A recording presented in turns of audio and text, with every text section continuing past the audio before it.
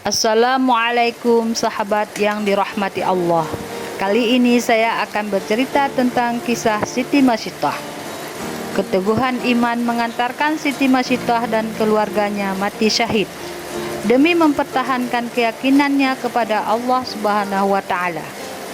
Harum semerbak makam Siti Masyittah bahkan tercium Rasulullah Shallallahu alaihi wasallam saat melakukan Isra bersama malaikat Jibril. Siti Masyittah yang mati syahid bersama anak-anaknya yang direbus Fir'aun dalam kuali besar. Ibnu Abbas mengatakan, Nabi Muhammad Sallallahu Alaihi Wasallam pernah bersabda bahwa ketika Nabi Muhammad Sallallahu Alaihi Wasallam menjalani Isra, melewati suatu tempat yang baunya sangat harum, maka Rasulullah Sallallahu Alaihi Wasallam bertanya, "Bau harum apakah ini?" Jibril menjawab, "Siti Masyittah dan anak-anaknya." Siti Masyittah merupakan pembantu Raja Fir'aun pada masa Nabi Musa alaihi salam. Siti Masyittah bertugas merawat putri Fir'aun. Di kalangan istana Raja Fir'aun ternyata ada beberapa pengikut Nabi Musa alaihi salam yang beriman kepada Allah Subhanahu wa taala. Selain Siti Masyittah, juga ada Siti Asyah, tidak lain istri Raja Fir'aun. Jibril melanjutkan kisahnya bahwa pada suatu hari Siti Masyittah sedang menyisir rambut putri Fir'aun. Tak disangka sisir tersebut terjatuh dari tangannya. Maka Masyittah pun mengambilnya sambil mengucapkan Bismillahirrahmanirrahim dengan menyebut asma Allah. Ucapan Siti Masyittah itu kemudian terdengar anak perempuan Fir'aun, dan dia berkata, "Sebutlah nama ayahku."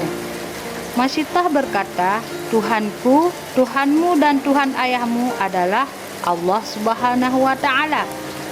Anak perempuan Fir'aun bertanya, "Apakah ada Tuhan selain ayahku?" Masyittah berkata, "Tuhanku, Tuhanmu, dan Tuhan ayahmu adalah Allah Subhanahu wa taala." Maka Fir'aun memanggilnya dan berkata, "Apakah engkau mempunyai Tuhan selain diriku?" Masyittah berkata, "Iya, Tuhanku dan Tuhanmu adalah Allah Subhanahu wa taala." Fir'aun kemudian memerintahkan kepada para pembantu setianya agar menyiapkan sebuah belanga atau kuali besar. Lalu kuali itu dipanaskan dengan api. Kemudian dia memerintahkan Masyittah agar menceburkan diri dalam kuali itu. Masyittah berkata, "Saya mempunyai sebuah permintaan kepadamu."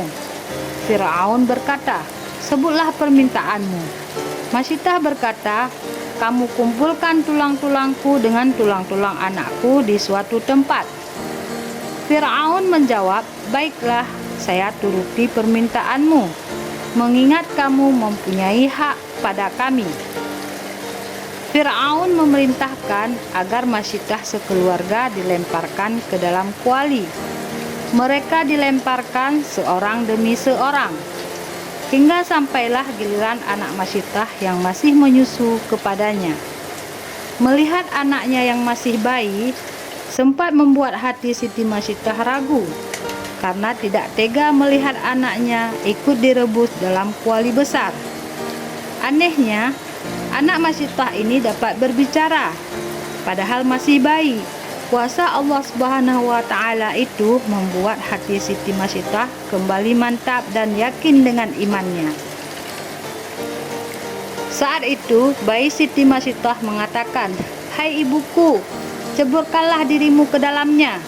Janganlah takut, karena sesungguhnya engkau berada di jalan yang benar." Nabi Muhammad Sallallahu Alaihi Wasallam bersabda, ada 4 orang bayi yang masih dalam buayan dapat berbicara, yaitu anak Siti Masyittah, saksi Nabi Yusuf, teman Juraji, dan Isa alaihissalam putra Maryam.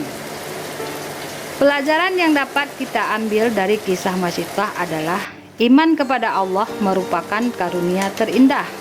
Kita sangat bersyukur masih diberikan kebebasan untuk beriman kepada Allah Subhanahu wa Ta'ala tanpa ada tekanan atau diskriminasi dari pihak manapun.